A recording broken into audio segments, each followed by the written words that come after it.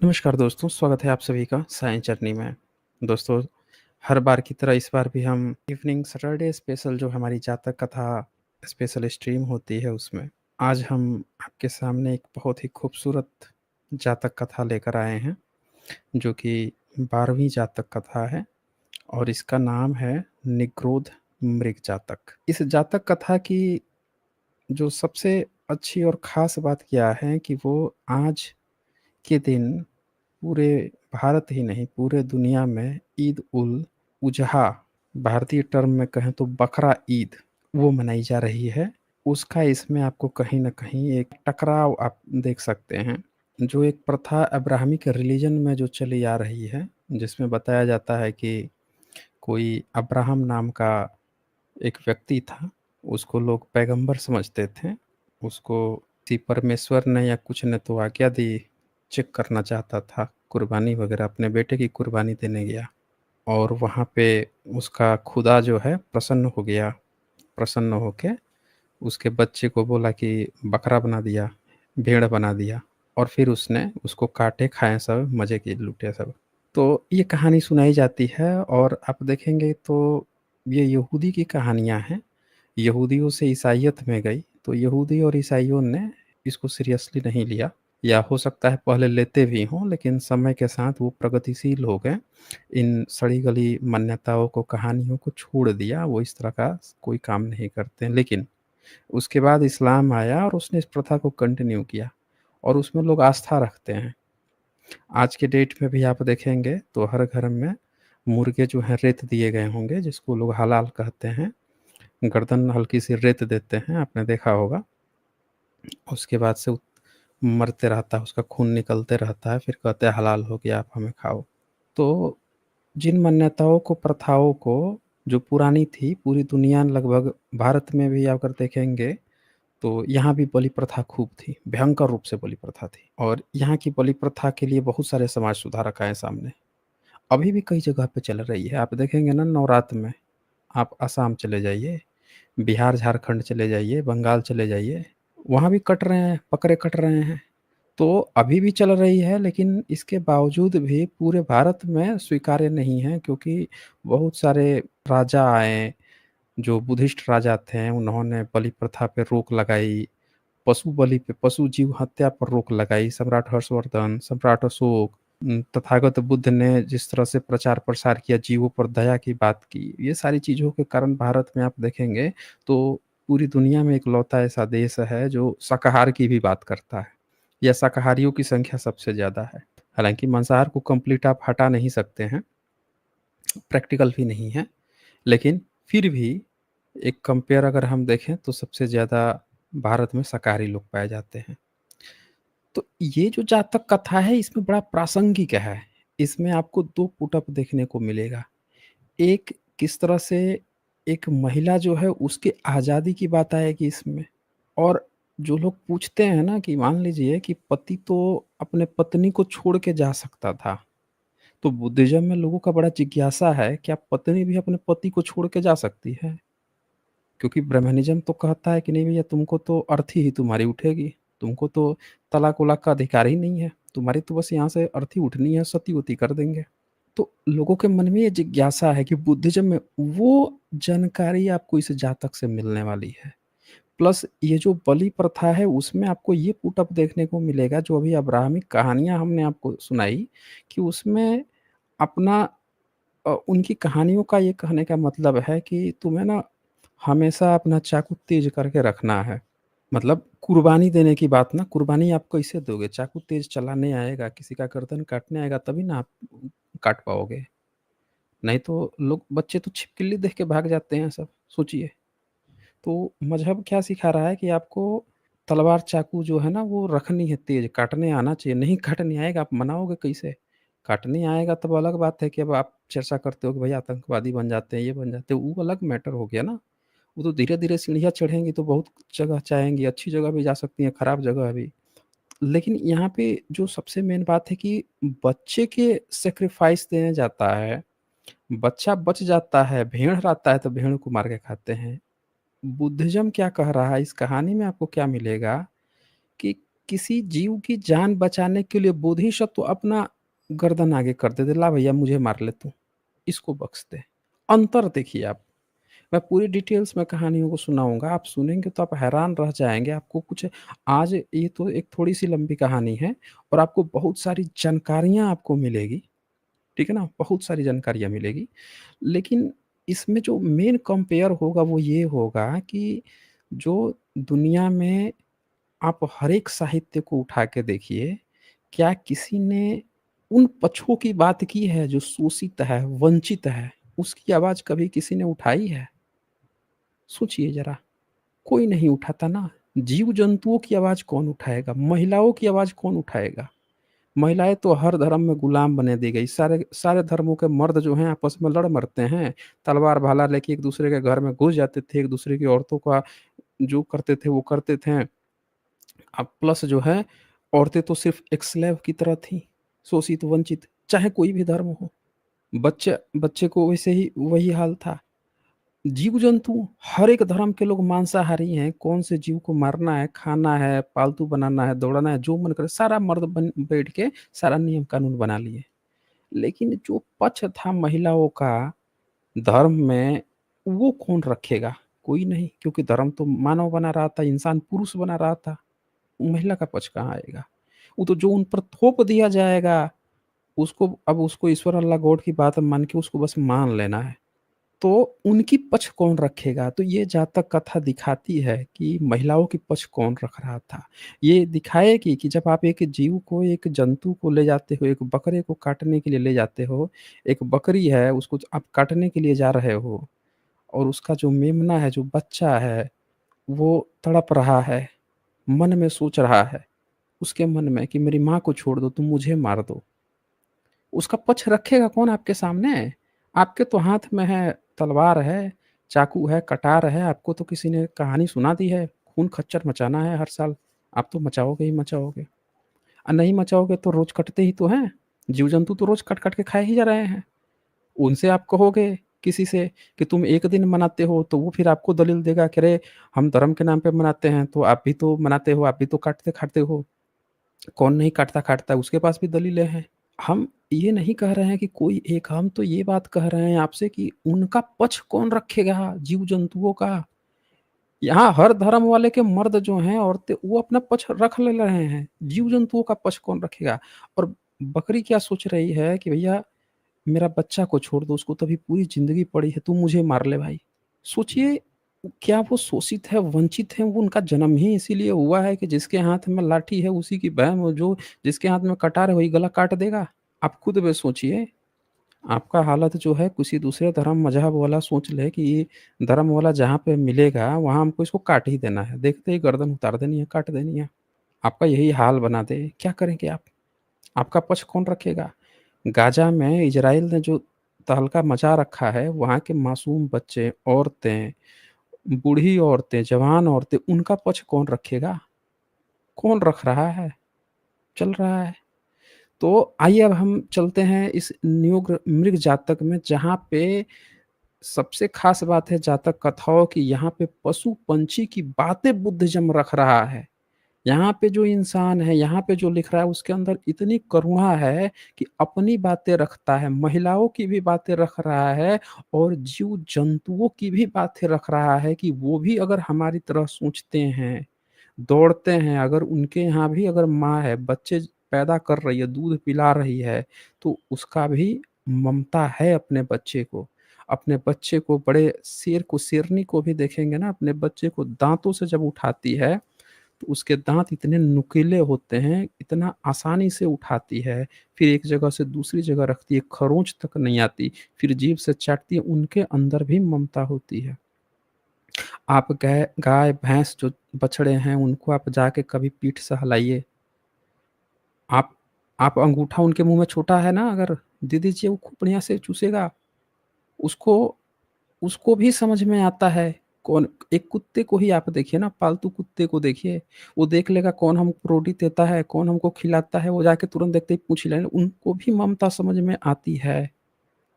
ऐसा नहीं है कि जीव-जंतुओं को, लेकिन उनका पक्ष रखेगा कौन? क्योंकि धर्म मज़हब तो हमें सिखाया है खून खच्चर करना है, खून खच्चर करना है भैया, यही तो धर्म मज़हब ने सिखाया है। तो आइए चलिए शुरू करते हैं न्यू इसको शुरू करने से पहले मैं लीगल डिस्क्लेमर दिखा देता हूँ। ये लीगल डिस्क्लेमर है। जैसा कि आप जानते हैं, यहाँ पे जो भी बातें कही जाती हैं, जो भी प्रेज़ेंटेशन होती हैं, जो भी डिबेट्स होती हैं, इसका उद्देश्य साइंटिफ़िक टेम्परामेंट को एनकरेज करना है। जो कोई भी बाहर से वक्ता आएँगे या जो भी डिबेट करने आते हैं, वो जो भी अपनी बातें बोलते हैं, वो उनकी अपनी रिस्पॉन्सिबिलिटीज़ होती है। तो मैं आपको ले चलता हूँ इस जातक कथा पे। इस जातक कथा का नाम है निग्रोध मृग जातक।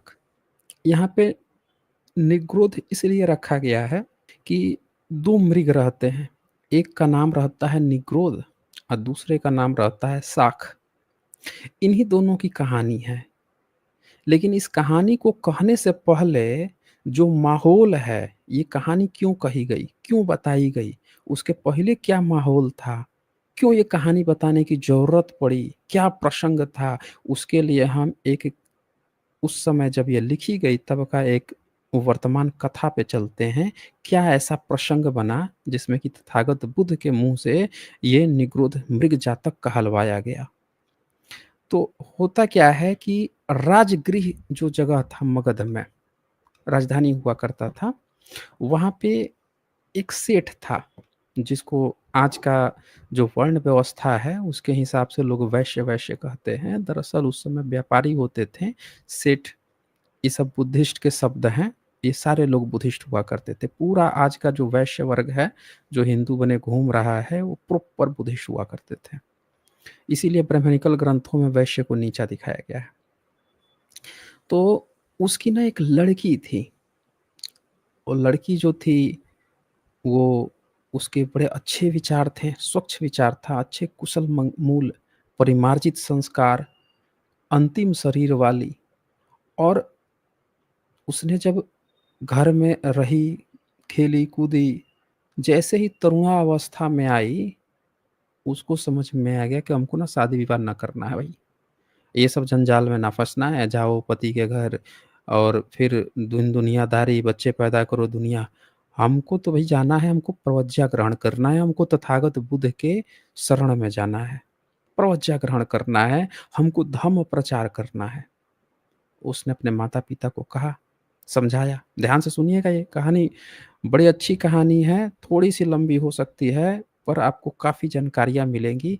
उस समय की बहुत सारी सर्कमस्टांसेस जानने को मिलेंगे। अब ये जो लड़की अपने माता-पिता से कहती है, माता-पिता की प्रॉब्लम क्या है? अच्छा साथियों, मेरी साउंड क्रिस्टल क्लियर आ रही है ना? एक बार वो आप लोग कन्फर्म कर दीजिए ताकि मैं इसको आगे बढ़ाऊँ। अब यहाँ पे क्या होता है कि वो अपने माता-पिता को समझाती है कि मुझे ना प्रवज्ञा ग्रहण करना है। माता-पिता क्या कह रहे हैं कि देखो बेटा, तुम ना हमारी एक ही संतान हो। और मैं आप लोगों को साथियों बता दूँ कि बुद्धिज़्म में भिक्षु लोग तो वैसे शादी नहीं करते थे, और जो गृहस्थ लोग भी होते थे, वो उनके यहाँ ऐसा कोई नियम नहीं था कि खूब ढेर-ढेर सारे बच्चे पैदा कर दें। ये जो ज़्यादा बच्चे पैदा करने की बात आती भी है कहीं-कहीं पे ना, वो सिर्फ़ और सिर्फ़ राजवंशों में आती है। बाकी जो गृहस्थ लोग थे, उनके यहाँ एक ही शादी थी। सिर्फ़ राजवंश जो था वो मज़बूत होते थे, वो थोड़ा कम सुनते थे। वो लोग पालन तो करते थे, लेकिन उनकी अपनी जो भी चाहे चीज़ें चल रही थी, उसमें वही लोग जो हैं, अ, चाहे मल्टीपल शादियों की बात आती है या ज़्यादा बच्चा पैदा करने, क्योंकि बहुत सारी शादी होती, तो बहुत सारे बच्चे जो पैदा करते थे वो उनके ही थे। बाकी जितने भी बुद्धिस्ट को मानने वाला गृहस्थ है, उनमें ज़्यादा बच्चे नहीं पैदा करते थे, 1-2 बच्चे पैदा करते थे। अब पूरी कहानियाँ जितनी हमने पढ़ी हैं, कहीं पे बहुत ढेर सारे बच्चे पैदा करने की बहुत कम मिलता है, रेयर मिलता है। तो अब उसके जो घर वाले हैं वो क्या कहते हैं कि तुम तो एक ही मेरी बच्ची हो, इकलौती बेटी हो, और तुमको हम लोग छोड़ दें, तुम प्रवज्ञा ग्रहण कर लोगी। माता-पिता की दुविधा समझिए। माता-पिता क्या चाहता है? वो सोचता है कि जैसे हम बच्चा पैदा किए हैं, हमारा बच्चा भी बच्चा पैदा करे और उसको जो है लोग देखें, सुने, वंश आगे बढ़ता रहे। लोग यही चाहते हैं। लेकिन वो लड़की जो है वो अपनी ज़िंदगी जीना चाहती थी। वो नहीं चाहती थी कि हम शादी-विवाह करें, वो धर्म प्रचार करना चाहती थी, प्रवचित होकर वो अपना नाम कमाना चाहती थी। उसे भी जब दुनिया में और लोगों का नाम हो सकता है, तो उसका नाम क्यों ना हो? वो अपना एम चाहती थी। लेकिन माता-पिता के सामने उसकी एक ना चल पाई।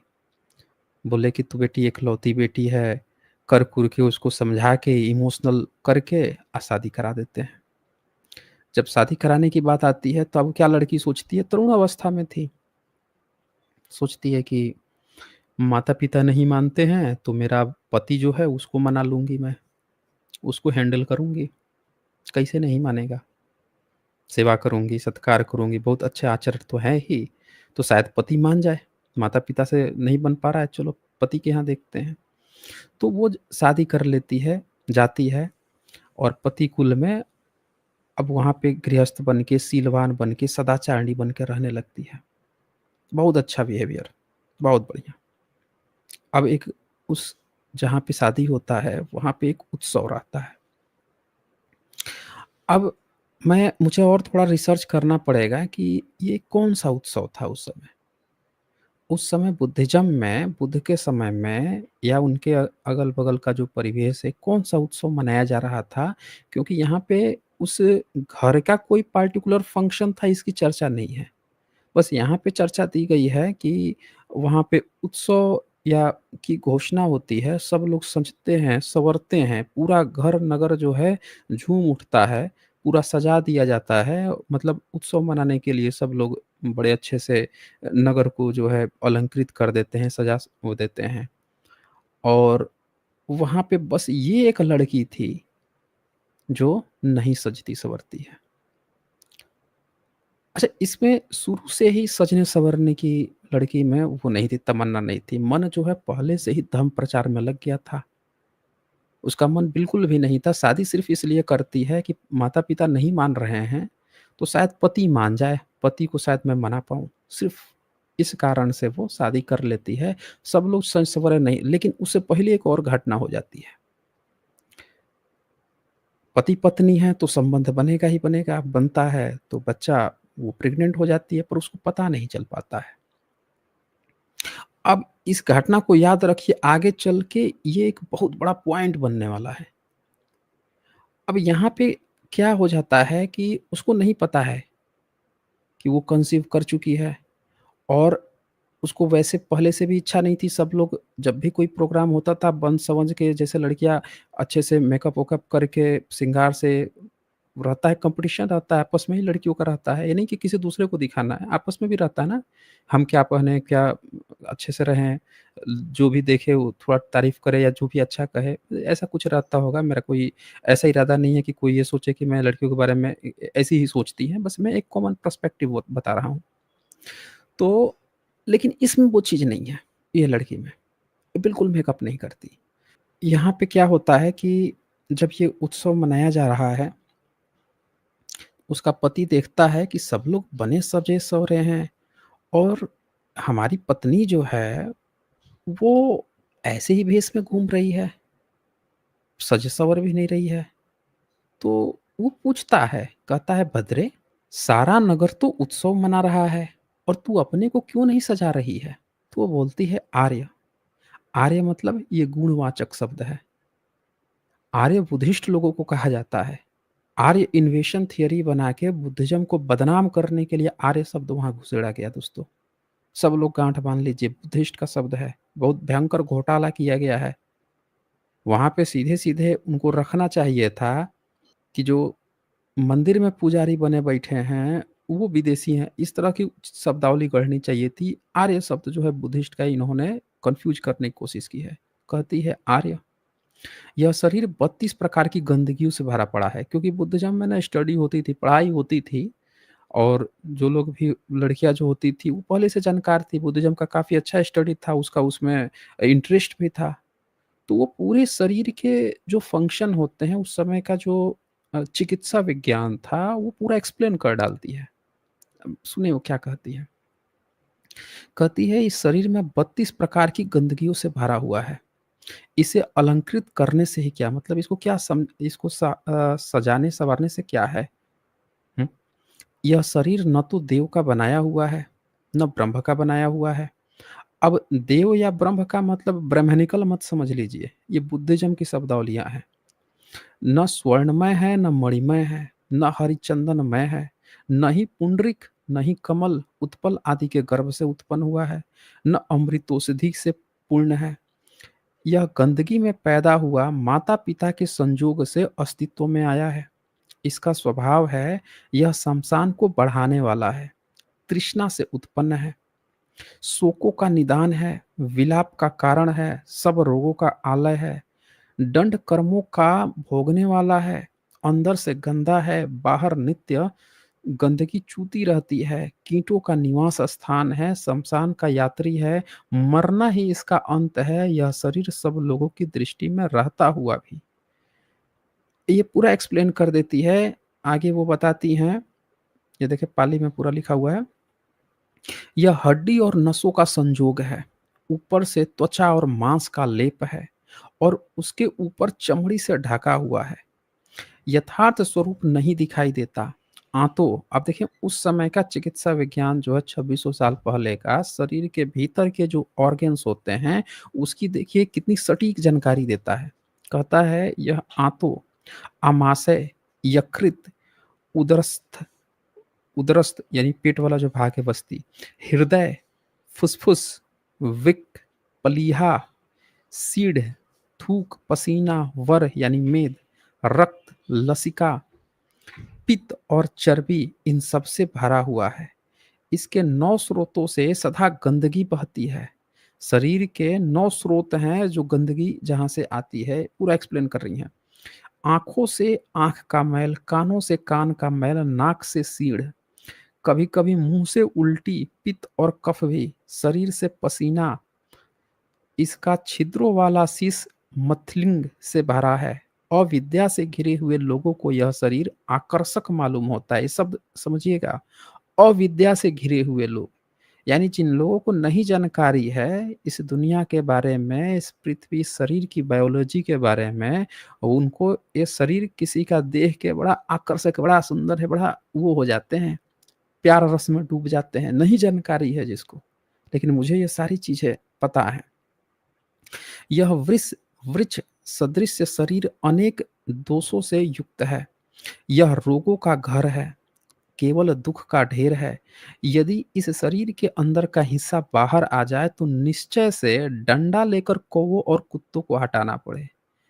सीधे-सीधे बोल देती है कि शरीर के भीतर का जो हिस्सा है ना वो बाहर निकल आए तो सारे कौवा और कुत्ता उस पर टूट पड़ेंगे, डंडा लेके भगाना पड़ जाएगा। सिर्फ ऊपर से जो चमड़े का लेयर है इससे सब ढका हुआ है। पंडितों ने इस दुर्गंध युक्त, अशुचिपूर्ण, कचवर सदृश गंदे शरीर की निंदा की है। बाल, जो लड़की जिसको आपको समझाया जाता है कि लड़कियों का गहना होता है बाल, बाल के बारे में देखिए वो क्या बोलती हैं।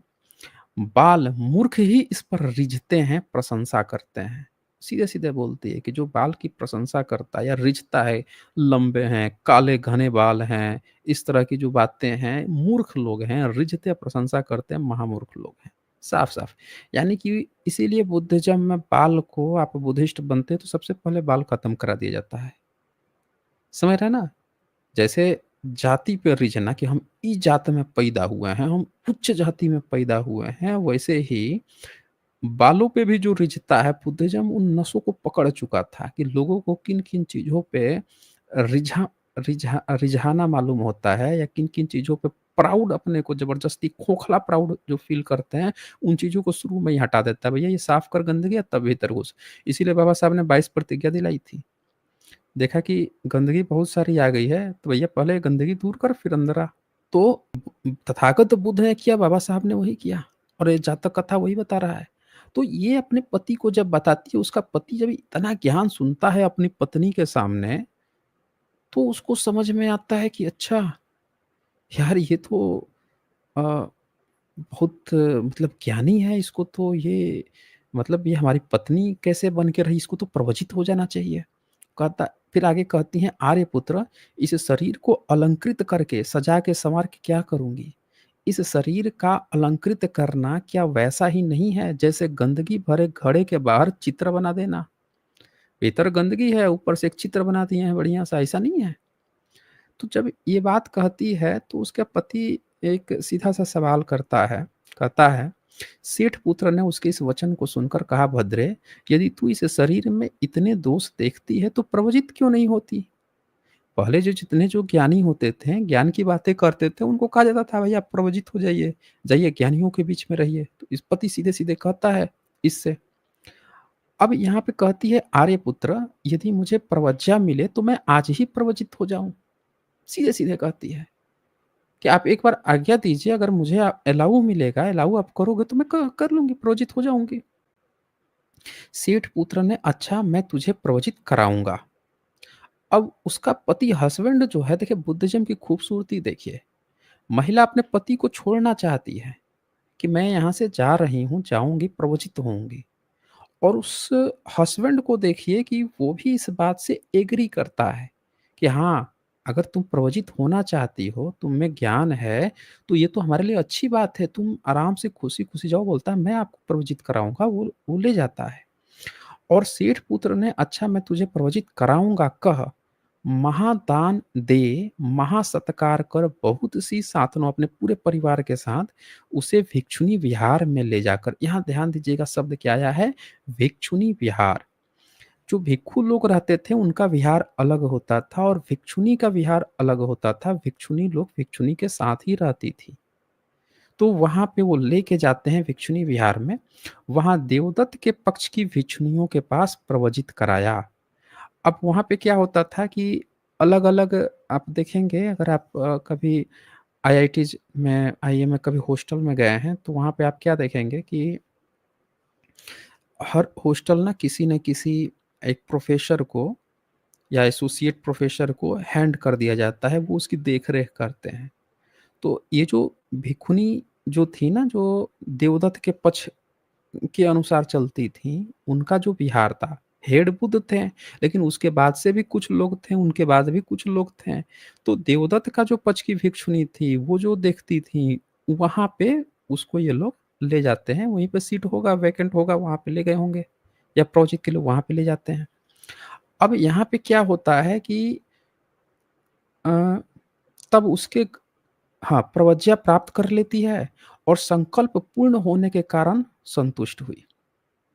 तब उसके गर्भ के परिपक्व होने से उसकी इंद्रियों का परिवर्तन, अब क्या होता है कि वो तो जब शादी हुई थी, रिलेशन बनने से वो प्रेग्नेंट थी, उसको पता नहीं था। और इधर ऐसा सर्कमस्टांसेस बनता है जिसमें उसको अब जाना पड़ता है, प्रवोजित पति भी मान जाता है, प्रवोजित हो जाती है। पति को भी ये बात नहीं पता है, पत्नी को भी नहीं पता है। अब जब वहाँ पे कुछ दिन रहने लगती है और शरीर के जो प्रेग्नेंट होने पर जैसे-जैसे समय बढ़ता है, तो शरीर का जो स्ट्रक्चर बढ़ता है या प्रेगनेंसी अवस्था में जिस तरह से बनता है वैसे होते जाता है, तो बाकी की जो वहाँ की भिक्षुणीगण हैं, वो जब इस चीज़ को देखती हैं, तो वो कहती हैं कि हाथ, पैर, पीठ का भारीपन तथा पेट का मोटापन देखकर भिक्षुनियों ने पूछा, "आर्य, तू गर्भणी-सी प्रतीत होती है, सो यह क्या है?" अब वो अब उस लड़की को आप देखिए कि एक तो घर वाले उसको प्रवचित नहीं होने दिए, उसका शादी का बिल्कुल नहीं मन था। फिर पति के पास से उसका पति मान जाता है, वहाँ आती है, लेकिन अब यहाँ पे एक तीसरी कंडीशन आ गई है कि अब वो प्रेग्नेंट है, अब क्या हो? और एक भिखुनी के लिए रिलेशन तो बनाना नहीं है। अब यहाँ पे देखिए संकट क्या उपजता है कि अब जो भिक्षु संघ है, उस पर कोई सवाल खड़ा कर सकता है या उसके ससुराल वाले एक सवाल खड़ा कर सकते हैं या कहीं पे भी कि भई हम तो आपके यहाँ छोड़ के गए थे, ये क्या चल रहा है? ऐसी सिचुएशन में क्या होगा? ऐसी गंभीर-गंभीर सिचुएशन आप देखें आगे कितना ज़बरदस्त चीज़ें आगे आपको देखने को मिलती हैं।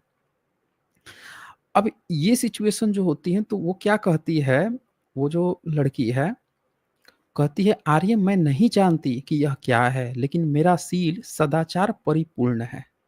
कहती है, "नहीं, मेरा तो बिल्कुल मैं शीलवान हूँ, सदाचार मेरा परिपूर्ण है, मैं नहीं जानती कि ये क्या हो रहा है।" तब उन भिक्षुणियों ने उसे देवदत्त के पास ले जाते हैं, क्योंकि देवदत्त का जो पक्ष था वो उनको देखते थे, उनके पास ले गए और पूरा ये सारी कहानी बताते हैं। कहते हैं कि देवदत्त से पूछा, "आर्य, इस कुलपुत्री ने बड़ी कठिनाई से स्वामी को मनाकर प्रवज्ञा प्राप्त की है।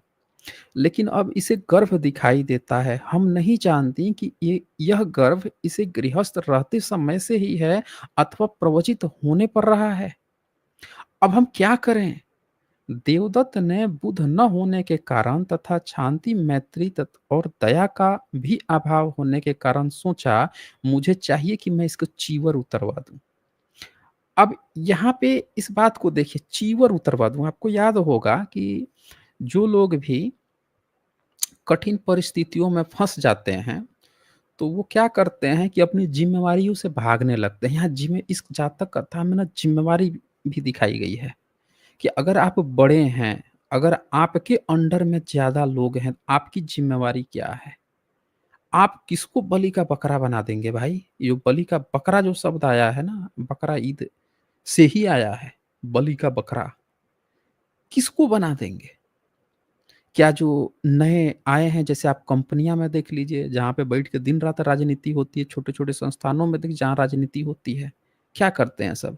नए कॉमर्स हैं या जिसका नहीं अप्रोच है, उस पर करके उसको किसी तरह से टाटा बाय-बाय करवाते हैं, अपना कब्ज़ा रखते हैं, अपने लोगों का कब्ज़ा रखवाना चाहते हैं। यहाँ पे क्या होना चाहिए? तो ये क्या करता है कि इसके मन में आता है कि मैं ना इसका चीवर उतरवा देता हूँ, क्योंकि कुछ की है या नहीं की है या कैसी भी सिचुएशन है, बदनाम तो हम होंगे, हम क्यों बदनामी सहें? हम इसका उतरवा देंगे, इसी पर थोप देंगे कि यही गलत है और उसी को गलत थोप के हम जो है अपना पल्ला झाड़ लेंगे। ये चीज़ अभी आपने देखा, महाबोधि महाविहार चल रहा था, वहाँ पे भी सुनने में आया था कि कोई बंते जी गुस्सा में ये बात एक शब्द निकाले थे कि मैं किसी का चीवर निकलवा दूँगा। उन बंते जी को स्पेशली ये जातक कथा पढ़नी चाहिए। आप अपनी ज़िम्मेवारियों से मत भागिए, जो कोई भी हो। कोई भी व्यक्ति है, चाहे वो लोअर एंड पे ही क्यों ना हो, आखिरी एंड पे ही क्यों ना हो, आपको आप अगर बड़े हैं तो उसकी भी ज़िम्मेवारी आपको लेना पड़ेगा अपने एंड से, उसका भरोसा जीतना पड़ेगा। आज आप उसका भरोसा जीतेंगे, कल वो आपके लिए अपना प्राण तक दे देगा। यही तो होता है। तो यहाँ पे क्या होता है कि इसके मन में ठीक यही बात आ जाती है। अब क्या होता है, नहीं तो मेरी यह कहकर लोग निंदा करेंगे। देवदत्त के पक्ष की एक भिक्षुणी कोख में गर्भ लिए फिरती है, देवदत्त उसकी उपेक्षा करता है, तब उसने बिना सोचे विचारे पत्थर की रोड़े उल्टाने की तरह करा, जाओ इसे अप्रवजित कर दो। यानी कि इसको हम लोगों ने जिस तरह से भिक्षुणी विहार में रखा है, जो इसको प्रवचा उसको हटा लो, कि ये अब प्रवचित नहीं है, इसको निकाला दे दिया गया है, यानी कि जो चीज़ भी होगा, उसके ऊपर ही होगा, हम लोगों का कुछ लेना-देना नहीं है। वे उसका वचन सुन उठ प्रणाम कर विहार चली गईं। अब वो लड़की सुनी, उसको धक्का लगा। पढ़ी-लिखी थी, उसका मन से बचपन से उसकी एम था और देखिए उसके साथ नियति जो है, प्रकृति जो है, किस तरह से उसके साथ चल रही है। क्या-क्या चीज़ें उसके अंदर अब घट रही है। अब वो लड़की क्या कहती है कि मैं तो बुध के नाम पे प्रवज्ञा ग्रहण करने आई थी। मेरा तो बचपन से था कि मैं बुध, ये देवदत्त कौन होते हैं, मुझे इस तरह से निकालने वाले, अप्रवचित करने वाले। तो वो क्या कहती है कि आर्य न तो अपने जो उसके साथ की जो भिक्षुणी है उनसे कहती है, न तो देवदत्त अस्थवीर बुद्ध हैं, न ही मैं उनकी अनुयायी होकर प्रवचित हुई हूँ। मैं जो लोकाग्र सम्यक संबुद्ध हूँ, उनकी अनुयायी हो प्रवचित हुई हूँ। यह प्रवज्ञा मुझे बड़ी कठिनाई से मिली है, बहुत कठिनाई से मिली है। पति आमतौर पर किसी का पति नहीं मानता है कि वो पत्नी कहे या उसको छोड़ दे कि हाँ भैया जाओ। मैं वहाँ से प्रवचित होकर आई हूँ और ये मेरी प्रवज्ञा का लोप मत करो। आओ मुझे लेकर शास्ता के पास जेतवन में चलो। अब जेतवन जो है राजगृह से 600 किलोमीटर लगभग दूर है। वो गर्भिणी है और यहाँ पे जो दूरी लिखी गई है, वो देखिए कितनी क्लियर है। लिखी गई है, वे उसे साथ ले राजगृह से 45 योजन मार्ग क्रम लेकर जेतवन पहुंची। अगर आप 45 योजन को आप देखोगे ना, तो एक योजन कहा जाता है 12 से 14 किलोमीटर और इसकी कैलकुलेशन आप करोगे 600 किलोमीटर के हिसाब से तो 13.33 आएगा। यानी कि ये हो सकता है कि ये जो 45 योजन है, ये राजगीर एक ही जगह थोड़े ही है। आगे-पीछे भी तो हो सकता है कुछ किलोमीटर का। तो ये जो 12 से 14 किलोमीटर होता है, इसके बीच में ही ये डेटा आता है, यानी उस समय भी कैलकुलेशन बड़ी स्ट्रॉन्ग थी। इस कैलकुलेशन से ये पता चलता है दोस्तों। उस समय भी जो कैलकुलेशन है, बड़ी स्ट्रॉन्ग कैलकुलेशन थी। कितना सटीक यहाँ पे टाइम दूरी भी लिखा गया है। अब कहते हैं लोग सोच रहे हैं कि उस समय मैथमेटिक्स नहीं था, अब मैथमेटिक्स आर्यभट्ट ने खोज दिया तो पता नहीं किसने खोज दिया। मैं क्या कहता हूँ दोस्तों, आप जब ये पढ़ेंगे तो आपको सारी कैलकुलेशन पता चल जाएगी। बुद्धिज़्म तब भी पीक पे था, बुद्धा के समय, उसके बाद भी हमेशा से पीक पे रहा है। बुद्ध को प्रणाम कर उन्होंने वो पहुँच जाती है जेतवन। जेतवन श्रावस्ती में है, जो बुद्ध का सबसे ज़्यादा समय वहाँ गुज़ारे थे। तो जाके वहाँ पे निवेदित करती है। अब शास्ता जो हैं तथागत बुद्ध, वो क्या सोचते हैं, यद्यपि इसको गृहस्थ के समय ही गर्भ रहा है, वो तो जान जाते हैं कि कोई भी लड़की प्रव्रज्या ग्रहण करने ऐसी कंडीशन में तो नहीं आएगी। ये जब घर पे थी तभी अ, गड़बड़ी हुई है। लेकिन ये जब मैसेज बाहर जाएगा तो हमारे जो दुश्मन तैर्थिक सब हैं, तैर्थिक कौन था? तैर्थिक जो हैं, वो आम तौर पर जो विरोधी समूह है बुद्ध का, उनको ही कहा गया है, जिसमें ज़्यादातर जैन ट्रांसलेट किया गया है या अन्य कुछ लोग हैं, उनको ट्रांसलेट किया गया है। यहाँ पे मैं ये नहीं कहूँगा जैन शब्द, मैं यहाँ पे तैर्थिक ही शब्द कहूँगा, क्योंकि वो उस संभावना पर छोड़ दिया जाएगा, जो बुद्ध के विरोधी थे। तो कहते हैं लेकिन फिर भी तैर्थिकों को यह कहने को ही जाएगा कि श्रमण गौतम देवदत्त द्वारा छोड़ी भिक्षुणी को साथ लिए फिरता है। कहा जाएगा कि देखो, एक संघ में से देवदत्त ने तो निकाल दिया, क्योंकि देवदत्त को पता होगा कि हाँ, उसने कुछ गलत किया है, नियमों के खिलाफ जाके कुछ गड़बड़ किया है। ठीक है? आज देखो तथागत बुद्ध को ही उसको स्वीकार लिए। काहे स्वीकार लिए भैया? वो तो गलत मैसेज फैलाएगा। वो तो सीधे गलत की, जब वो निकाल दिया गलत होके तो ये काहे स्वीकार लिए? क्या बात है? क्या मामला है? तो ये बात ये प्रैक्टिकल सिचुएशन है। अब ऐसे कंडीशन में तथागत बुद्ध क्या डिसीजन लेते हैं, वो बड़ा गज़ब है। वो देखिए ध्यान से। वो क्या कहते हैं कि इसीलिए इस कथा को शांत करने के लिए राजा सहित कहते हैं, राजा को इन्वॉल्व करो। जो 4 परिषद हैं, वो चारों परिषदों को बुलाओ। सब लोगों के सामने फैसला होगा और इसमें मैं नहीं शामिल रहूँगा। ये स्वतंत्र छोड़ दो। जो भी सच होगा वो सबके सामने आएगा। मैं इन्वॉल्व होऊँगा तो कोई ये भी कह सकता है कि तथागत बुद्ध थे तो इनके रिस्पेक्ट के लिए ये किया गया। तो ऐसा करो, चारों परिषदों को बुलाओ, राजा को बुलाओ। तो उस समय जो सबसे बड़ा राजा था वो कौशल नरेश पसेनजीत था। उस पूरे एरिया के आज भी जो कोली जाति लोग होते हैं, उनके ये महापुरुष हैं, नहीं जानते हैं वो लोग। ये सबसे बड़ा राजा था। आप समझे कि पसेनजीत जो है, तथागत बुद्ध का जो साम्राज्य था पिता का, वो इनके अंडर में आते थे। तो बहुत बड़ा राजा था। तो पसेनजीत जो हैं, उनको बुलाया जाता है। बड़े अनाथ पिंडिक जो हैं, वो आते हैं, छोटे अनाथ पिंडिक आते हैं और महिला भिक्षुणी की जो गण की रहती है, महाउपासिका विशाखा, वो बुलाई जाती हैं। तथा अन्य परिषद, इससे ये पता चलता है कि जब फैसले होते थे, तो महिलाएँ भी उस फैसला में शामिल होती थी। 2600 साल पहले ये भारत का इतिहास है, देख लीजिए। मर्दवादी, पितृ सत्तात्मक जो लोग यहाँ पे सोचते हैं, उन लोगों को मैं बता दूँ। महिलाएँ भी शामिल होती थी, इतिहास गवाह है, ये सारा ये सबूत है, लिखित सबूत है ये। अब यहाँ पे क्या होता है कि सबको बुलाया जाता है, महाकुलों को बुलवाकर, और इससे ये भी पता चलता है कि उस समय भी महिला और पुरुष में कोई पर्दा प्रथा इस तरह की नहीं थी कि महिला इधर बैठ रही है, वो उधर बैठ रहा है, आपस में एक जगह अलग-अलग लोग, राजा, ये सारा लोग एक साथ बैठ के मीटिंग तक नहीं कर सकते हैं, ऐसा नहीं था। जैसे आज मीटिंग होती है कि राष्ट्रपति महिला हैं और अन्य जो लोग हैं पुरुष हैं, सबके साथ मीटिंग मिल रही है, ठीक इसी तरह से उस समय भी चलता था। हम पहले भी एडवांस थे जो आज हम सपने देख रहे हैं। हमको तो किसी ने लाके बुर्का, नकाब, पर्दा पता नहीं क्या-क्या हम लोग के ऊपर थोप दिए, तभी तो हम गुलाम बने हैं ना। हम अपनी परंपराएँ छोड़ दिए हैं, अपनी परंपराएँ नहीं पढ़ रहे हैं और दूसरों की गुलामी लाके जिसको जो मन किया थोप दिया लेके उसका धर्म, मज़हब, रिलिजन लेके जाप गा रहे हैं चारों बगल झंडा लेके। तो गुलाम ही बने रहेंगे। इसीलिए मैं कहता हूँ बाबा साहब की बात मानें घर वापसी करें। अब यहाँ पे क्या होता है कि ये मुकदमे का फैसला होना चाहिए तथागत बुद्ध बोलते हैं। फिर एक दिन कौशल नरेश पसेनजीत बड़े अनाथ पिंडिक, छोटे अनाथ पिंडिक और महा उपासिका विशाखा तथा अन्य प्रसिद्ध महाकुलों को बुलाकर सायंकाल के समय में, शाम का वक्त था, सबको बुलाया गया और चारों प्रकार की परिषद के एकत्र होने पर, ये चारों तरह की परिषद थी, सब लोग एकत्र हो गए।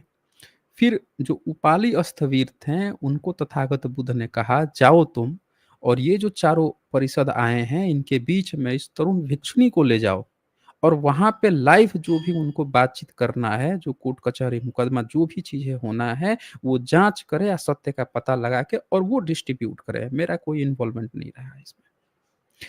अब वो जाते हैं उपाली स्थविर, सारे लोग बैठे हुए हैं, कैसे जाँच किया जाए, कैसे पता किया जाए? तो मैं आपको एक और बात बता दूँ, मेगास्थनीज की इंडिका जो थी, उसमें उसने लिखा, जो मेगास्थनीज था, उसने समन लोगों के बारे में लिखा, एक बात लिखा कि समन लोग ना चिकित्सा में बहुत आगे थे। वो किसी किसी का जो कोई महिला जो है, वो ये तक बता सकते थे कि इसका इसका लड़का होगा या लड़की होगी। टाइम ड्यूरेशन ये कितने दिन बाद होगा, क्या होगा, एग्ज़ैक्ट डेट निकाल देते थे। ये मतलब मैं इस कथा के आधार पे नहीं कह रहा। ये बात मैं कई बार दिखा चुका हूँ, अपने अन्य मेगास्थनीज की इंडिका में भी दिखा चुका हूँ। वहाँ पे मेगास्थनीज ने कहा, और मेगास्थनीज कब आया था? ईसा से 310 साल पहले। यानी कि चंद्रगुप्त जो मौर्य हैं, उनके समकालीन। और ये सब भी कथाएँ कब की हैं? ये सब भी कथाएँ जो हैं तथागत बुद्ध, सम्राट अशोक, उसके बीच की, ये उसी टाइम ड्यूरेशन में ये बात फिट बैठती है कि वो लोग चिकित्सा में बहुत आगे थे। अब देखिए वो कैसे पता लगाते हैं। तो जो उपासिका थी विशाखा, वो क्या करती हैं, एक कंतार मँगाती हैं, एक पर्दा मँगाती हैं, वो तनवा दिया जाता है। क्योंकि महिला का परीक्षण करना है तो पुरुष हैं, तो वो कंतार लगाई जाती है। अब क्या होता है कि उसके बाद से जो कनात के अंदर ये जो तरुण भिक्षुणी हैं, यानी जो सेठ की जो लड़की थी, जो प्रवजित हुई थी, उसके पूरे हाथ, पाँव, नाभि, नावेल, उदर, पेट देखकर महीने और दिनों का विचार करके ठीक से जान लिया। पूरा उसका परीक्षण करके जो महिला वो थी, वो सब लोगों ने जान के और फिर ये चेक करके बता दिया कि ये टाइम ड्यूरेशन इतना समय पहले था। कैलकुलेट करके ये पता चलता है कि ये वहाँ आने से ही पहले से प्रेग्नेंट थी। तो वो कहती हैं कि ठीक से जान लिया, गृहस्थ रहते यह गर्भ ठहरा। फिर स्थवीर के पास जाकर इस बात निवेदित की। स्थवीर ने चारों प्रकार की परिषद के बीच में उस भिक्षुणी को बरी कर दिया। तो जब ये बातें आती हैं, तब उसको, वो जो भिक्षुणी हैं, उनको पूरी तरह से बरी कर दिया जाता है कि ये आपने कोई गुनाह नहीं किया है, ये आप यहाँ पे आई थी। और ये मामला पूरे जहाँ-जहाँ जो लोग जानते थे, हर जगह जाता है। क्योंकि जो परिषद आए हैं, उनसे लोग पूछेंगे क्या फैसला हुआ है, सबके सामने फैसला हो रहा है, तो वो बातें जाएँगी और इससे किसी के भी ऊपर बदनामी का ठप्पा नहीं लगेगा।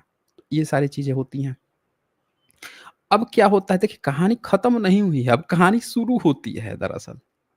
अभी तक जो मैंने आपको सुनाया है, इसमें वो प्रसंग था जिसमें एक लड़की की दास्तान आई है कि उसकी चीज़ें क्या-क्या चीज़ें घट रही हैं उसके लाइफ में। कितना क्रिटिकल होता है एक लड़की का जब घर से बाहर, और देखें उसको मान-सम्मान दिलवाना पूरे पब्लिक में। प्लस उसको उसकी इच्छा के अनुसार घर छोड़कर जाकर धर्म प्रचार के लिए भी लोगों को समाज में देना, ये बुद्धिज़्म उस समय कर चुका था। अब तक ये जाना आपने। अब वो लड़की के बच्चा जब होता है, उस पे कहानी, अब यहाँ से कहानी शुरू होगी। अब क्या होता है कि एक दिन वहाँ से ना गुज़र रहे थे प्रसेनजीत।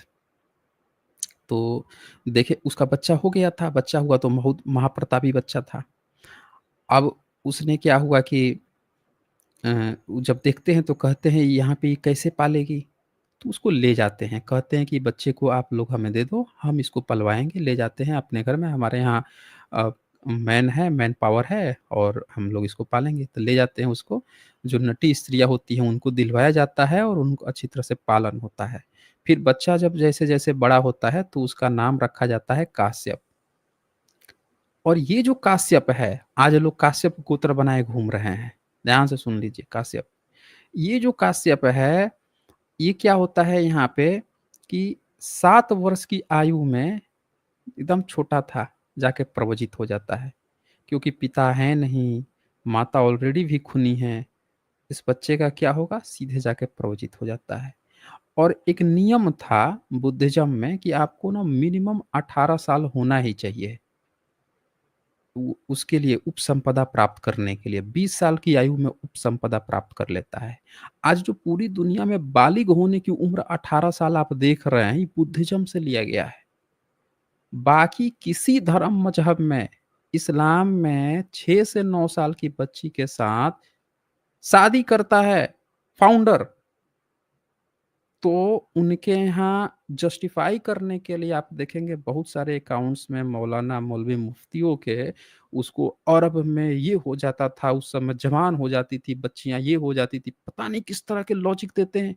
उनको नहीं पता है कि 2600 साल पहले एक इंसान का जो मैच्योरिटी लेवल होता है, कब वो जवान हो रहा है, कब उसको हम राइट्स दे सकते हैं, उपसंपदा जिसको कहा गया बुद्धिज़्म में वो राइट्स 18 साल का बुद्धिज़्म ने 2600 साल पहले दे दिया था और लोग अब हाल-फिलहाल तक नहीं जानते थे कि कितनी उम्र रखी जाए, शादी-विवाह की या कितने में हम वो कर सकें। बुद्धिज़्म से लिया गया है ये, पूरे वर्ल्ड में।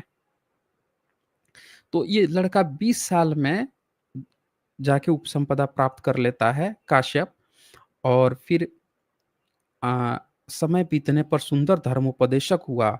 शास्ता ने भिक्षुओं मेरे सुंदर धर्म कथित श्रावकों के कुमार काश्यप सर्वश्रेष्ठ है, उसे सर्वश्रेष्ठ पद दिया। आगे चलकर वमिक पुत्र सुनने पर अरहत प्राप्त हुआ। ये अरहत कहा गया। अरहत आप ऐसे नहीं बनते हैं। आप ये सारी चीज़ें फुलफ़िल करके सबसे आखिरी स्टेज है जब आप इतना ज्ञान विज्ञान में आगे निकल जाएँगे तब जाके आपको अरहत पद मिलता है। उसकी भिक्षुणी माता ने भी विदर्शना भावना योगाभ्यास द्वारा अग्रफल अरहत्व प्राप्त किया। देखिए लोग कहते हैं ना कि भिक्षुणी नहीं बनती है, यहाँ देखिए उसकी माता भी चल के अरहत्व बनती है, अरहत्व की प्राप्ति करती है।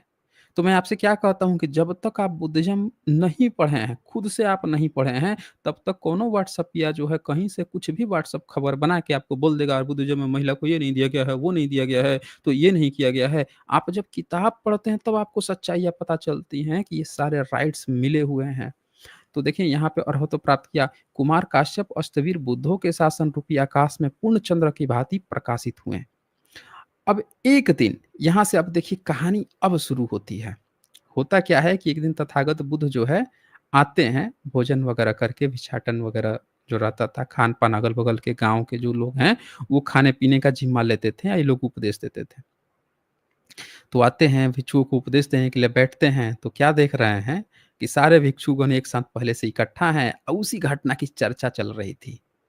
बोल रहे हैं कि आवशो अब देवदत्त जो है अ, देवदत्त ने बुद्ध न होने के कारण तथा उसमें क्षमा, मैत्री, दया का अभाव था, तो उसने क्या किया कि कुमार काश्यप, अस्तवीर और अस्तवीरी को क्षण में नष्ट कर दिया था। बताइए इतना महान जो 2 अरहत हैं, उसकी माता और उसका बेटा इतना महान बना, इन दोनों को तो ये दुनिया में आने ही नहीं देता।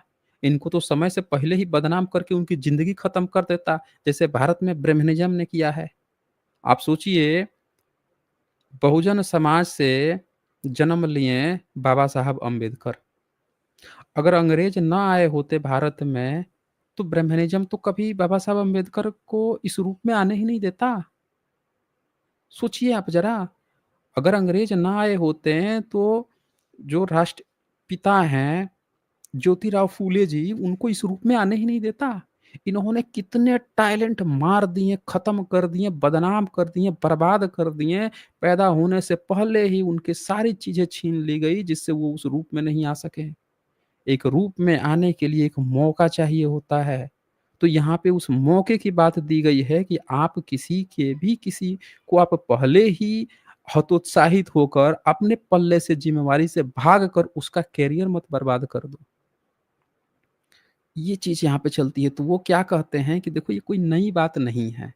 ये जो देवदत्त ने जो काम किया है, मैं आपको बताता हूँ। अब ले जाते हैं अतीत कथा में कि ऐसा पहले कब हुआ था। समझ रहे हैं ना? तो यहाँ से अब कहानी शुरू होती है।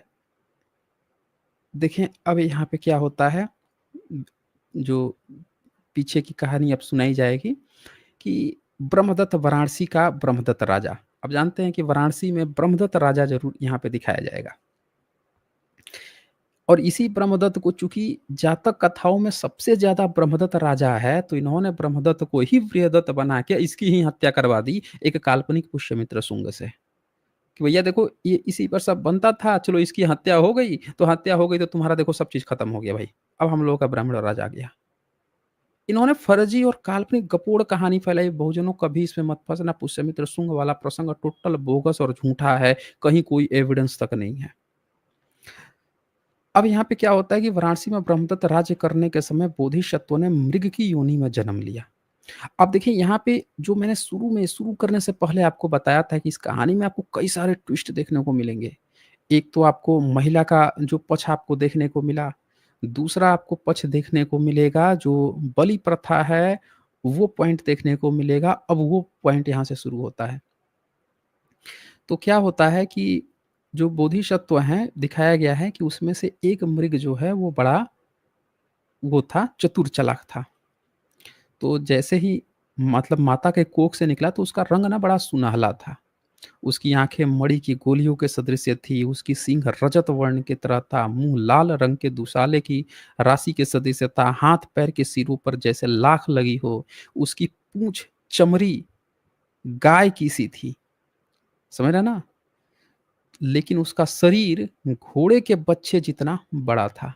शरीर उसका बड़ा था और वो जो हिरण था, मृग था, वो बड़ा खूबसूरत यहाँ पे दिखाया गया है कि बहुत खूबसूरत था। तो वो 500 मृगों के साथ जंगल में रहता था। अब उसका नाम था निग्रोध। यही है निग्रोध जिसके नाम पर ये कथा का नाम पड़ा है निग्रोध। तो क्या होता है कि वहीं से थोड़ी दूर पर, कुछ ही दूर पर एक दूसरा भी रहता था, उसका नाम था शाख मृग। वो भी 500, उसके पास भी 500 मृग थे। इनके पास भी 500 मृग थे।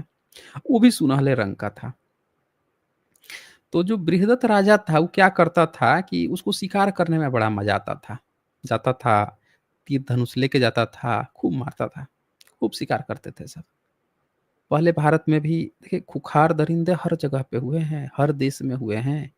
अच्छे व्यक्ति थे, साहसिक व्यक्ति थे, उन लोगों ने अपने बुद्धि और विवेक से सबको कंट्रोल में किया। बुद्धिज़्म ने ज्ञान विज्ञान की इतनी बातें की कंट्रोल की। अरब में ज्ञान विज्ञान की बातें नहीं, खून खच्चर हो जाता था सीधे-सीधे। आपको पता है ना कुरान कंपाइल कर रहा था वहाँ का खलीफा, जो भी आप कह सकते हैं मोहम्मद के जाने के बाद से दूसरा-तीसरा जो भी था, उसका गर्दन काट दिए सब। तो यहाँ वहाँ पे दिमाग की कोई बात ही नहीं है, जो है वही है भई। कोई कोई नहीं है, कुछ नहीं है, जो जो कह दिया, जो एक बार आ गया वही है। तो यहाँ पे दिमाग लगा के कंट्रोल किया गया। खून खच्चर वाले हर देश में थे, वहाँ भी कोई दिमाग लगाता, इस्तेमाल करता, लेकिन उसके लिए फिर दिमाग चाहिए। पढ़ने पढ़ाने की बात चाहिए, कहाँ से उसके लिए पूरा एक डेवलपमेंट चाहिए, एक सभ्यता चाहिए, कहाँ से मिलेगी वो? भारत में ये सभ्यता विकसित की गई, बुद्धिज़्म ने विकसित की है। तो उसने क्या किया कि जो राजा था पूरा तुला हुआ था, खूब इसको मज़ा आता था शिकार करने में, ठीक है ना? बिना माँस के वो खाता ही नहीं था। जब उसको मन किया कि आज खाएँगे, रुको आज फ्रेश जा रहे हैं, आज मारेंगे एक हिरण को, शिकार करेंगे, अब फ्रेश माँस खाएँगे आज, चला जाता था। तो पर डे जाके शिकार करता था। तो अब जो वहाँ के लोग थे, आम पब्लिक थी, वो सोचती थी कि यार ये राजा ना एकदम पगला है। मतलब अपना शिकार करने के लिए, मृगों को मारने के लिए हम लोगों का भी काम रहता है, हमारे भी घर परिवार हैं, बच्चे हैं, उनको भी देखना है। हमको भी लेके चला जाता है, हम लोगों का भी समय बर्बाद करता है सुबह से शाम तक। केवल ये मारो, वो मारो। तो ये सोचते हैं कि ऐसा कुछ किया जाए, तो क्या करते हैं सब दिमाग लगाते हैं कि एक ना ऐसा एक बाड़ा बनाया जाए जंगल टाइप का, जिसमें लगे कि जंगल जैसा ही है, और क्यों ना पूरे जंगल के जितने भी मृग हैं, हिरन हैं, सबको इसी में ला के बाड़े में बंद कर दें। जिससे उनको लगे कि वो जंगल में ही हैं, लेकिन इस बाड़े के अंदर में रहें, और राजा को लाके छोड़ जाए, जिसको मन करे उसको उठा के ले जा, खा तू, जो वह करना है वो खा। हम लोगों का समय सुबह से शाम तक में बर्बाद कर खोजने में। सबने दिमाग लगाया। अब ये क्या करते हैं कि ये देखिए, फिर वे दरवाजे लगाकर नगर के मनुष्यों के सहित मुदगर आदि नाना प्रकार के हथियार हाथ में ले जंगल में घुसे। मृगों को ढूंढते हुए बीच में आए मृगों को पकड़ेंगे सोच योजन भर स्थान को घेर। उस घेरे को मतलब चारों बगल से एक गोला बना लिए सब, योजन भर, और उस गोले को कम करते गए धीरे धीरे। तो अब जितना जो मृग होगा उनको छेद के थोड़े बाहर चला जाएगा, धीरे धीरे कम करते जा रहे हैं, सिकुड़ते, जैसे सर्कल होता है ना, सर्कल, तो उस सर्कल की साइज को कम करते जा रहे हैं। अब बीच में सब पूरे मृग हैं जंगल के, तो वो सर्कल कम करते करते करते करते इतना कम कर दिए कि वो सारे मृग जो हैं उस बीच में फंस गए। तो निग्रोध मृग कम करते हुए निग्रोध मृग तथा शाख मृग के निवास स्थानों को बीच में घेर लिया। फिर उस मृग युद्ध को देख वृक्ष गुल्म आदि तथा भूमि के मुदगरों से पीटते हुए मृगों के झुंड को छिपी छिपी जगहों से निकाला, और तलवार शक्ति धनुष आदि आयुधों को निकाल कोलाहल करते हुए उस झुंड को उद्यान कर दाखिल कर द्वार को बंद कर राजा के पास जा कहा, देव, लगातार शिकार के लिए जाने से हमारे काम की हानि होती है। हमने जंगल के मृगों को लाकर अपना पूरा उद्यान ही भर दिया है। अब से आप उनका मांस खाइए। फिर राजा ने आज्ञा मांग चले गए वो। राजा जब उनकी बात सुनता है तो कहता है कि दो मृग जो सुनहले रंग के थे उसको बड़ा अच्छे लगते, कहता है ई दोनों को बस मत मारना। कौन कौन? एक जो निग्रोध था और दूसरा जो शाख था। कहा ई दोनों को बस मत मारना, और बाकी जो है तुम बाकी में से किसी को मार के लेके आना, और लेके आके हम खाएंगे उसको।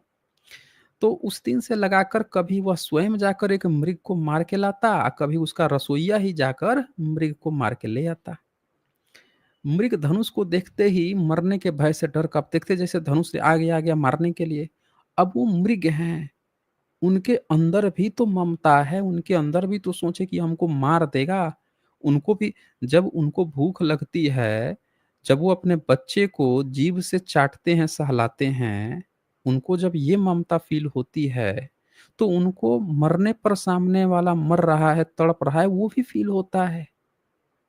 तो वो जैसे देखते थे तीर धनुष समझ के आ गया मारने के लिए, वो जाते थे, दौड़ते थे, दीवालों में टकरा जाते थे, टकरा के उनमें से कई सारे मर जाते थे।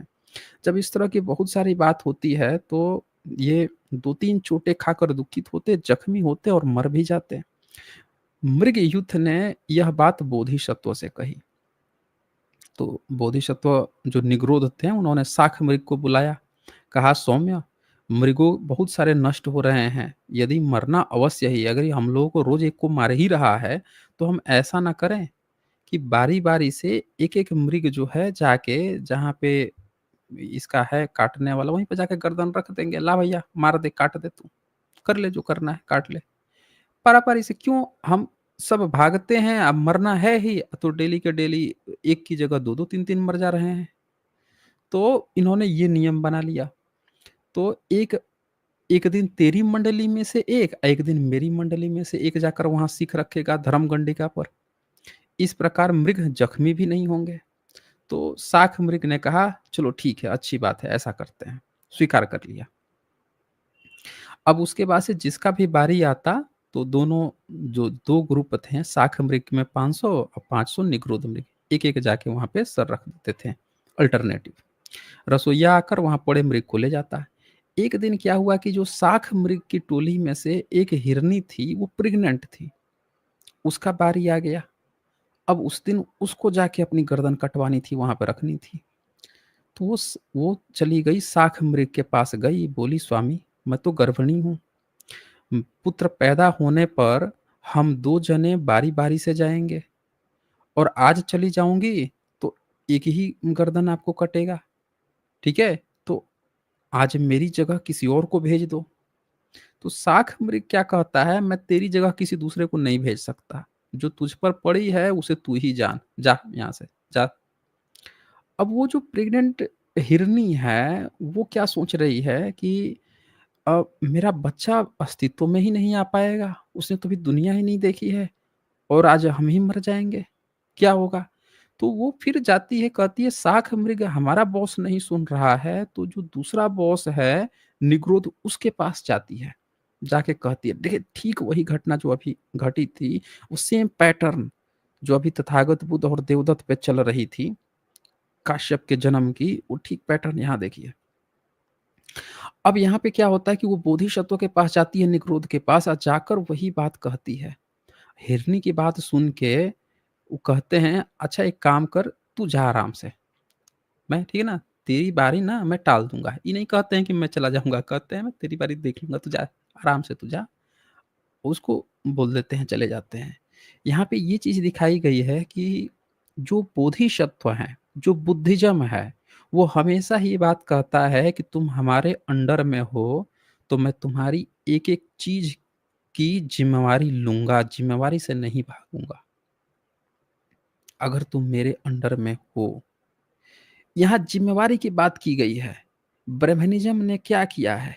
वो कह रहा है ब्रह्मनिज़्म क्यों बुरा है? इसलिए बुरा है कि वो हिंदू कह के हर एक पोस्ट पे खुद बैठ जा रहा है, या कह रहा है बाकी सब नालायक हैं। हर पोस्ट पे हमको दे दो, इनका रिज़र्वेशन प्रतिनिधित्व खराब है, ये खराब है, वो खराब, हर जगह पे हमको दे दो, हर जगह पे हमारा कब्ज़ा दे दो। जबकि बुद्धिज़्म क्या कहता है कि वहाँ का जो बॉस है, वो उसके अंदर करुणा है, ममता है, इक्वालिटी है। अपना सर देने को तैयार है, अपने लोगों की जान बचाने के लिए। वो क्या कहता है उससे कि तू जा, मैं देख लूँगा। उस हिरनी की बात सुन, अच्छा तू जा, तेरी बारी मैं टाल दूँगा, कह स्वयं जाकर धर्मगढ़िका पर सिर जाकर लेट गया वहाँ पे। ला भैया मुझे ही काट ले तू। अब रसोइया जाता है, उसको काटने देखता है कि अरे ये तो सुनहला वाला मृग है, इसको तो राजा साहब मना करके गए हैं, इसको तो काटना ही नहीं है। दौड़ा-दौड़ा भाग के जाता है, राजा के पास कहता है, "ये देखिए ये तो हर बार तो एक-एक मृग आके लेट जाते थे, आज ये सुनहला मृग आ गया है, आपने कहा था उसको नहीं मारने का, आज क्या करूँ मैं?" अब यहाँ पे राजा सोचता है कि क्या हो गया भाई, कुछ गड़बड़ हो गया क्या? वो पहुँचता है वहाँ पे, कहता है, "भाई, मैंने तो तुम्हें अभयदान दे रखा है।" हुँ? बोधिसत्व को देखकर पूछा राजा, "सौम्यराज, क्या मैंने तुझे अभयदान नहीं दिया, जो यहाँ तू किस लिए पड़ा है?" महाराज, गर्भिणी हिरनी ने आकर कहा, मेरी बारी किसी दूसरे पर टाल दो। मैं एक सा मरण दुख किसी दूसरे पर न टाल सकता था। देखिए, किसी न किसी को मरना ही है, तो मैं क्यों किसी दूसरे को, जिसका आज टर्न नहीं है, उसको दूं? मैं ही खलियर हूं, मैं ही मर जाता हूं ना, मैं ही मर जाता हूं। तो इसीलिए मैं आके यहाँ पे वो सीधे-सीधे बोलता है, इसीलिए अपना जीवन उसे देकर और उसका मरना अपने ऊपर लेने के लिए मैं यहाँ आकर पड़ा हूँ महाराज, उसमें और कोई दूसरी शंका न करे और कोई बात नहीं है। बस ये बात है कि वो प्रेग्नेंट है और उसकी जगह पे मैं आ गया हूँ। अब राजा का जब इस तरह की बात सुनता है, कंपेयर करता है वो। पूर्व बुद्ध को तो वो भी मानता था। अब वो कंपेयर करता है कि यार, एक जानवर जो है, वो भी इतनी गहराई में सोच सकता है, इतनी गहराई में कि इसकी जगह पे मैं मर जाऊँ और मैं इंसान होके क्यों नहीं सोच पा रहा? आप देखें, जो आज मैंने शुरू में आपको बताया था कि दुनिया के हर धर्म में कहानियाँ हैं। कोई बोल रहा है कि बेटे को ही मारने चला गया, तो कोई बोल रहा है कि उसको खुश होके भेड़ बना दिया, भेड़ मार के खा रहे हैं। यहाँ क्या दिखा रहा है कि जिसका टर्न है, उसकी जगह पे बोधिसत्व अपना सर दे रहा है भाई। यहाँ पे देखिए, अपना सर देने की बात आ रही है, वहाँ पे ला भई बेटे को ही चढ़ा देते हैं।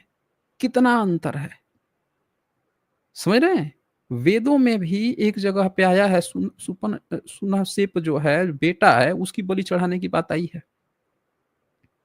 यहाँ पे भी आप देखें, ये अंतर है बुद्धिज़्म का, कहानियाँ सबने बनाई है लेकिन जानवर का पक्ष, मृग जो जीव-जंतु हैं उनका पक्ष किसी किसी ने नहीं रखा, बुद्धिज़्म उनका भी पक्ष रख रहा है कि वो भी अगर हमारी तरह उनके अंदर ममता है, करुणा है, बाल-बच्चे पालते हैं, वो भी निषेचन करते हैं, मरते हैं, वो भी महसूस करते हैं, उनका पक्ष इस तरह से होगा।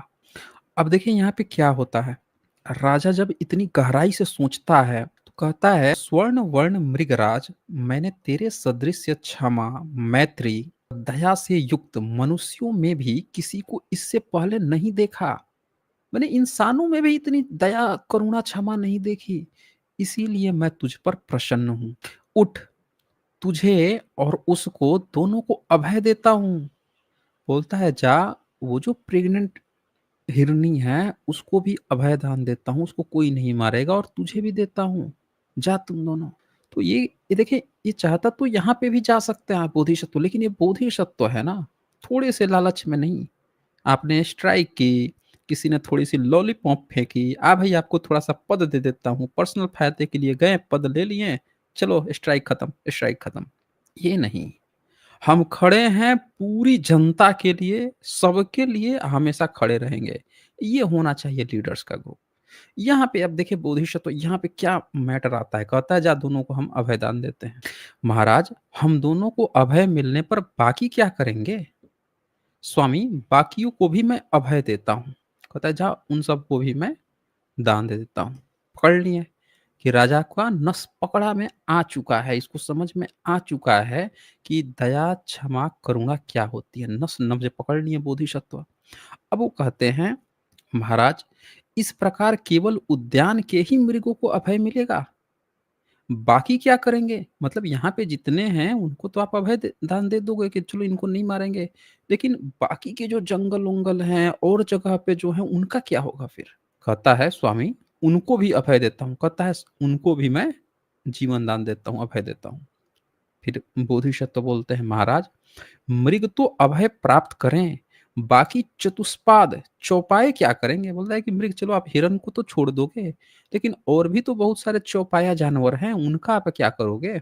राजा कहता है स्वामी उनको भी अभय देता हूँ, जाओ वो जो चौपाया जानवर है उनको भी अभय देता हूँ। कहता है महाराज चतुष्पाद तो अभय प्राप्त कर लें, जो 4 पैरों वाले जीव-जंतु हैं, उनको भी आप छोड़ दोगे, चलो। लेकिन बाकी पंछियों का क्या करेंगे? ये जो पंछी हैं, उनका क्या करना है? तो स्वामी, उनको भी अभय देता हूँ, बोलता जा पंछी को भी नहीं मारेंगे, उनको भी छोड़ते हैं। फिर कहते हैं महाराज, पंछी तो अभय प्राप्त कर लेंगे, बाकी ये जो जल में रहने वाले जंतु हैं, जैसे मछलियाँ लोग पकड़ के खाते, उनका क्या करेंगे? स्वामी, उनको भी अभय देता हूँ, बोलता है जाओ उनको भी अभय देता हूँ। आप सोच सकते हैं कि बाकी दुनिया के धर्म जो हैं इस लेवल पे कभी सोच भी पाए हैं? खून खचरई से, अपने पर्सनल स्वार्थ से, स्त्री भोगने से ऊपर, हैं? छोटी है, बड़ी है, कितनी उम्र है, क्या है? सोच ही नहीं पाए कभी इस लेवल पे तो जीव-जंतु की क्या बात कर पाएँगे? पर्सनल स्वार्थ से ही ऊपर नहीं उठ पाए हैं। काल्पनिक ईश्वर की खूब चाटुकारिता खूब लिए मजा लिए हैं कि काल्पनिक ये कर देगा, वो कर देगा, डर दिखाएँ, डर दिखा-दिखा के इन्होंने अंधेरे का डर दिखा-दिखा के अपनी टॉर्च बेच ली पूरी दुनिया ने। लेकिन एक जो लेवल होता है सोचने का कि हर एक जीव-जंतु जो है उसको जीने का अधिकार है, उसको कैसे मिनिमाइज़ किया जाए, जो मानवता अधिकार के लोग जो बातें करते हैं, उस लेवल पे कभी नहीं सोच पाए। यहाँ पे वो आपको मिल रहा है। आप सोच रहे होंगे तथागत बुद्ध को ऐसे पूरी दुनिया नहीं मानती। तथागत बुद्ध ने ऐसी कहानियाँ जो दिखाई गई है, इतनी मर्मस्पर्शी कहानियाँ बनाई गई है, जो आपके हर्ट को अंदर से छूती है। अब देखें, इस प्रकार महासत्व बोधिसत्व राजा ने सब सत्वों के लिए अभय की याचना कर उठकर राजा को 5 सीलों से प्रतिष्ठित कर, अब यहाँ पे उसको जब ये सबरा अभय दान दे देता है, समझ जाते हैं कि अब ये राजा तैयार है। Now he is ready. जब वो जान जाते हैं कि अब ये तैयार है, तब उसको क्या करते हैं, पंचशील जो पांचों सील होते हैं उसका ज्ञान देते हैं। अब पंचशील ये चीज अपनाओ, धर्माचरण करो, न्याय करो, न्याय दो, माता पिता पुत्र पुत्री, देखिए इक्वालिटी, पुत्र पुत्री सब, केवल पुत्र नहीं पुत्र पुत्री, ब्राह्मण गृहपति, यहाँ ध्यान दीजिएगा, ब्राह्मण ब्राह्मण मतलब यहाँ कहीं भी भिक्षु शब्द नहीं आया है, ब्राह्मण आया, यानी कि बुद्धिज़्म के वमन की बात चल रही है। एनलाइटेड भिक्षु, गृहपति, निगम तथा जनपद के लोग सबके साथ धर्म का व्यवहार करने से शरीर छूटने पर मरने के बाद सुगति स्वर्गलोक को प्राप्त हो गए। यहाँ स्वर्गलोक कहने का मतलब ये है कि आप जो है, जो निब्बान की प्राप्ति हो जाती है, शांत चित्त आपका मन जो है वो हो जाएगा कि आपने इस धरती पर जिस तरह से वे ऑफ लाइफ गुजारनी थी, वो आप गुजार के चले गए हो। उसी को कहा जाता है बुद्धिज़्म में आपकी स्वर्ग की प्राप्ति हो गई है। ये मत सोचिएगा ब्रह्मनिज़्म वाला सर कि कोई आसमान में स्वर्ग होगा, बैठ के अप्सरा-वप्सरा मिलेंगी, वो नहीं है यहाँ पे। इस प्रकार इस प्रकार राजा को बुद्ध लीला से धर्मोपदेश दे कई दिन उद्यान में रह मृगों के झुंड के साथ अरण्य में चला गया। उसे हरिणी ने भी पुष्प सदृश से पुत्र को जन्म दिया। वह खेलता-खेलता शाख मृग के पास चला जाता। अब वो जो शाख मृग था, जिसने जो मना कर दिया था उसको, उसके पास भी उसका बच्चा, वो जो प्रेग्नेंट हिरनी थी, उसका चला जाता। तो उसकी जो अ, माँ थी, वो उसको बुला लेती, बुलाकर कहती, "उसके पास कभी मत जाना, तुमको सही उपदेश लेना है तो तथागत बुद्ध के पास जाओ।" यहाँ इस बात को भी दिखाया गया है कि एक माँ को भी ये पता होना चाहिए कि अगर वो अपने बच्चे को सही शिक्षा देना चाहती है, तो उसको किसके शरण में भेजना है। किसी बाबा ढाबा 3 पजामे के पास भेजना है या तथागत बुद्ध की शरण में भेजना है। समझ रहे ना? ये भी पॉइंट यहाँ पे दिखाया गया है। फिर इसके बाद से वो पाली में एक सूत्र है, वो कहती है कि निग्रो की ही सेवा करें, जो बोधिसत्व हैं, उनके ही शाख के समीप ना जाएँ, जो मना कर दिया था, जो जो इनकी जान देने के लिए ही बोल दिया था। तो ये बच्चा भी नहीं हो पाता, उसके पास क्या मतलब है जाने का? वो सही लीडर नहीं है। जीने की अपेक्षा निग्रोध से मरकर श्रेयस्कर है। निग्रोध में उस सेवया का अर्थ है ताततु अथवा अपना हित चाहने वाला अन्य कोई निग्रोध की ही सेवा करे, भजे पास रहे। अब ये थोड़ा-सा इसका एक्सप्लेनेशन है, वो जो बोलती हैं सुत्त कि आपको क्यों इसके पास जाना है, क्यों रहना है। और इसके बाद से अभय प्राप्त मृग मनुष्यों के खेत खाने लगे। अब एक पॉइंट और यहाँ पे बस बचा हुआ है, जिसको मैं आपको बता देता हूँ। यहाँ पे सारी कहानी कहाँ से शुरू हुई थी कि जो मृग थे, वो क्या करते थे कि खेतों को चर जाते थे जब फसल आती थी। किसान परेशान रहते थे। जब राजा ने अभय दान दे दिया, तो एक प्रॉब्लम यहाँ पे ये आई कि अब वो मृग जाके किसानों का जो लहलहाता हुआ फसल था, उसको खा जाते थे। इस प्रॉब्लम को कैसे सॉल्व करें? तो यहाँ पे सारे किसान पहुँच जाते हैं राजा के पास कि भैया ये आपने क्या कर दिया? आपने तो मारने से मना कर दिया, अब आके सारा खेत-वेत सब खा जाते हैं। तो राजा बोला कि एक बार जो मैंने कह दिया, टिक गया हूँ, हमें कुछ सॉल्यूशन निकालना होगा। ये बात जब निक्रोध मृग को पता चलता है कि हमारे मृग को तो अभय दान दे दिया गया, ये तो बच गए, लेकिन आदत से लाचार हैं, फिर से खेत में घुस जा रहे हैं, किसानों को परेशान कर रहे हैं, उनका फसल खा के निकल ले रहे हैं, अब क्या किया जाए? तब उन्होंने कहा कि इस प्रॉब्लम का एक सॉल्यूशन है, जो खेत होते हैं ना, इन खेतों में क्या करें, उसका जो बाड़ा है, साइड में बाड़ा बनवाया जाए। मतलब बाड़ ना बाँधे, बल्कि वहाँ पे ना एक इस तरह का हम पत्ते वाला झंडी निशान बाँध दें। इन निशानों को देख के, झंडी जो पत्ते वाली झंडी होगी, इसको देख के कभी ये नहीं जा पाएँगे। तो इसमें यही लिखा है, आप सभी लोग देखिएगा, जो लोग भी खेती करते हैं, आज भी ये नियम फॉलो हो रहा है भारत में। जो तथागत बुद्ध ने जातक कथाओं में ये जो लिखा गया है, यही नियम फॉलो होता है। लोग क्या करते हैं अपनी खेतों में, खेत को घेर करके पत्ती की झंडी निशानी बांध देते हैं। उस समय से खेतों में पत्तों को निशानी बांधने की प्रथा आरंभ हुई। उसके बाद से कोई भी मृग पत्तों की निशानी को न लांघता था, क्योंकि बोधिसत्व ने उसको ऐसा करने का उपदेश दिया था।